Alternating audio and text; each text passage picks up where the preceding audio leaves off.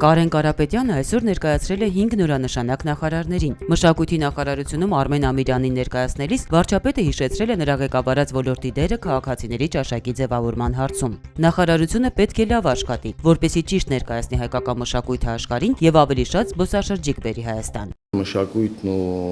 մեր պատմությունը մեր ազգի հպարտությունն է։ Եվ այստեղ ես ձեր թմից ակնկալում եմ այն մաքսիմալ արժեքավորել եւ տնտեսական լեզվով ասել կապիտալիզացնել։ Բնապահպանության նոր նախարար Արծվիկ Մինասյանին վարչապետը հանձնարարեց ֆինանսական նոր միջոցներ ներգրավել միջազգային հիմնադրամներից։ Շատ խիստ պետք է նայել մեր այսօրվա կառուցվածքին, փողակներին, աշխատակազմին եւ յուրաքանչյուր լումայի հետևից պետք է գնալ։ Մենք պետք է հասկանանք այս լուման ինչ նպատակի է ծառայում եւ այդ նպատակը կատարվում է թե չէ։ Արծվիկ Մինասյանը ներկա էր նաեւ էկոնոմիկայի նոր նախարարի ներկայացմանը, այս անգամ որպես նախկին նախարար։ Այստեղ վարչապետը ընդգծեց ներդրողների վստահությունը մեծացնելու անհրաժեշտությունը։ Մենք պետք է հանրությանը, ներդրողին, գործարարին հայտարարենք եւ ամեն ինչով ապացուցենք, որ մենք իր կողքին կանգնած ենք։ Մենք պետք է վերանայենք այն բոլոր օրենսդրական նորմատիվ դաշտը, որը որ ձևավորում է բիզնես միջավայրը։ Եթե մենք ունենք այնտեղ խոչընդոտներ, մենք այն պետքա վերացնենք։ Առողջապահության նոր նախարար Լևոն Ալթունյանը հանձնարարություն ստացավ հետևել, որ պետպատվերով բուժման միջոցները առավելագույն արդյունավետ օգտագործվեն։ Նաև ոլորտի խաղացողների միջև մրցակցային պայմաններ ստեղծել, ներգրավել միջազգային հայտնի առողջապահական բրենդեր։ Եվ իհարկե մենք պետք է կարողանանք այնպիսի իրավիճակ ստեղծել, որ ոչ թե հիվանդությունը բուժենք, այլ մաքսիմալ բերենք նրան, որ չհիվանդանան։ Քաղաքացիների առողջությամբ պետք է զբաղվի ոչ միայն առողջապահության նախարարությունը։ Սպորտի նոր նախարար Հրաչյա Ռոստոմյանին վարչապետը հանձնարարեց կազմակերպել ազգային ծրագիր, քաղաքացիների շրջանում տարածելով սպորտով զբաղվելու անհրաժեշտության գաղափարը։ Առողջ ազգ, առողջ ապրելաոճը պետք է վարակի նման տարածեք մեր երկրով մեկ։ Հատուկ նշում եմ վարակ բառը ոչ թե օրինակ, որտեղ վարակը տարածվում է ավելի արագ։ Կառավարության կառուցվածքում նոր փոփոխություններ են սպասվում։ Լրատվամիջոցներում լուրեր են շրջանառվում, որ շուտով հնարավոր է պետեկամուտների կոմիտեն բաժանեն հարկային եւ մաքսային ծառայությունների։ Հերթական փոփոխության մասին լուրը ԱԺ որոշ ընդդիմադիր падգամավորների կողմից այսօր ազգային ժողովում բուռն քննադատության արժանացավ։ Նաիրա Զոհրաբյանը հայտարարեց. հերթական շտոպկան է, կառավարությունը ձևավորում են քաղաքական նպատակահարմարության սկզբունքով։ Հերթական անգամ այս կառավարությունը ձևվեց կոնկրետ մարդկանց վրա, այն նախարարությունները, ովքեր այսպես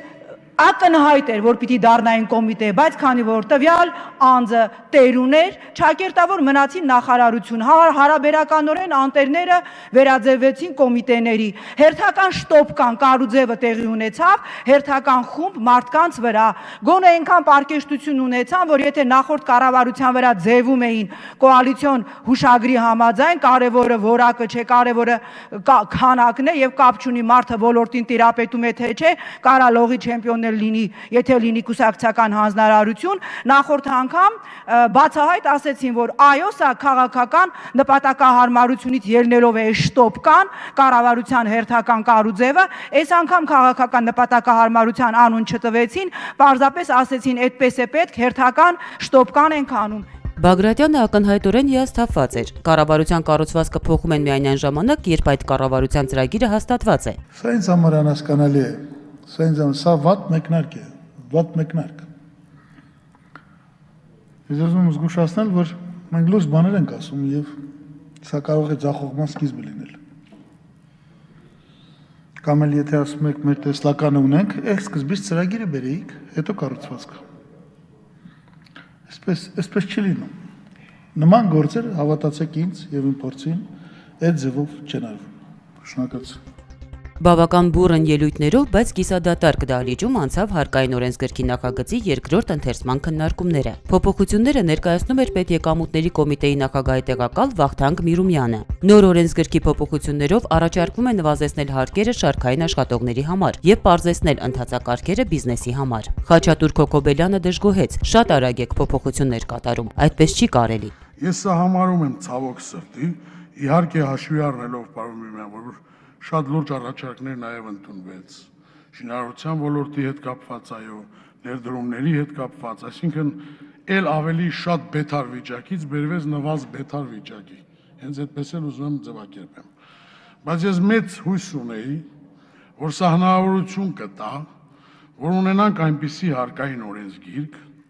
որտեղ կրճատվի վարչահարությունը, որտեղ կրճատվի հսկողության հետ կապված անհիմն ստուգումների հնարավորությունը, որտեղ այսօր այսպես թե այնպես ունենալով քրքաշ վիճակում տնտեսություն, նոր շնչառություն տալու եւ նոր ներդրումներ բերելու հնարավորություն կստեղծեր։ Ցավով եմ ասում, ես համարում եմ, որ սա եւս կորցրած հնարավորություն էր։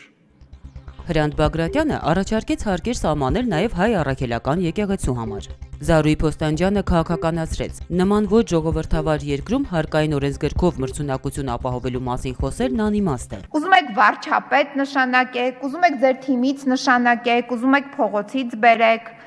ինչպես որ տեսնում ենք, որտեղ տեսնում ենք նաև փողոցից բերված մարդիկ են նշանակվում որպես նախարարներ, որոնք կապ չունեին ոչ ոլորտի հետ եւ ասում են, որ դրանք մենեջերներ են,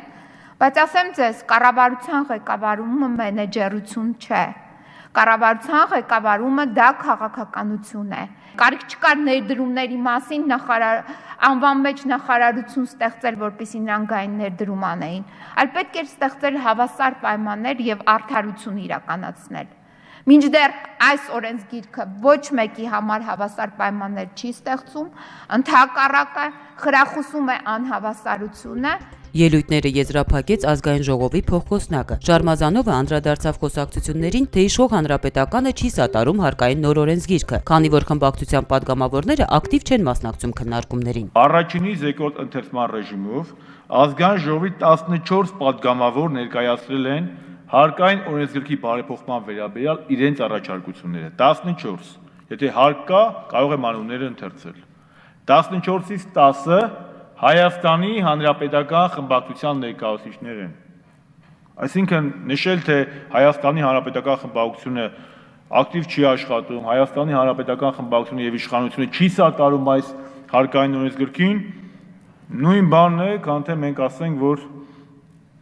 կներեք այդ համեմատության համար Արաքսը թափվում է սևծով։ Աշխատանքային օրվա վերջում ազգային ժողովի դահլիճում գրեթե մարդ չէր մնացել։ Սա ընդգծելու համար Հրանտ Բագրատյանը որոշեց հերթով թվարկել նստածներին եւ այնքան տարվեց թվարկումով, որ արդարադատության նախարար Արփինե Հովհաննիսյանին պարոնով դիմեց։ Մելիքյան, պարոն Դխոլյան, պարոն Հակոբյան, պարոն Ջանգիրյան եւ պարոն Թևան Պողոսյան։ Ասեցի դա։ Եվ հարգելի պարոն կառավարության ներկայացուցիչ արդարադատության նախարար Արփինե Հովհաննիսյան։ Վայ, տիկին։ Սիրելի տիկին Արփինե Հովհաննիսյան։ Հարկային օրենսգրքի նախագիծը երկրորդ ընթերցմամբ քվեարկության կդրվի վաղը։ Դոլարն ու ֆունտը աճել են, եվրոն եւ ռուբլին նվազել։ Դոլարի փոխարժեքը կազմել է 473, ռուբլյոնը 7.41, եվրոյինը 531, ֆունտինը 615 դրամ։ Սեպտեմբերի 29-ին օդի ջերմաստիճանը էապես չի փոխվի։ Երևանում սպասվում է առանց տեղումների եղանակ։ Գիշերը 7-ից 9, իսկ վաղը ցերեկը 20-ից 22 աստիճան տաքություն։